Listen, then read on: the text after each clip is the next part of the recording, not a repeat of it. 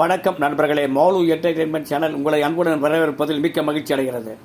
மக்கள் திலகம் எம்ஜிஆர் இரு வேடங்களில் நடித்த குடியிருந்த கோயில் திரைப்படத்தின் படப்பிடிப்பு ஜெமினி ஸ்டுடியோவில் மிகவும் விறுவிறுப்பாக நடைபெற்று கொண்டிருந்தது.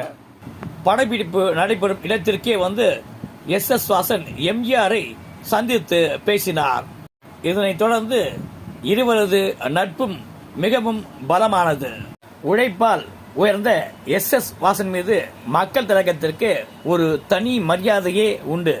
இதன் இடையே குடியிருந்த கோயில் திரைப்படத்தின் படப்பிடிப்பு ஜெமினி ஸ்டுடியோவில் விறுவிறுப்பாக நடந்து முடிந்து படமும் வெளியானது. படமும் மாபெரும் வெற்றி பெற்றதால் பட தயாரிப்பாளர் GN வேலுமணி மிகவும் மகிழ்ச்சியுடன் காணப்பட்டார். ஒன்றும் இல்லை சார், இதெல்லாம் தெரிஞ்சு வச்சிருக்கீங்களே, பேசாம அரெஸ்ட் பண்ணக்கூடாது. நன்றி, வணக்கம். Like, subscribe, comment, share and bell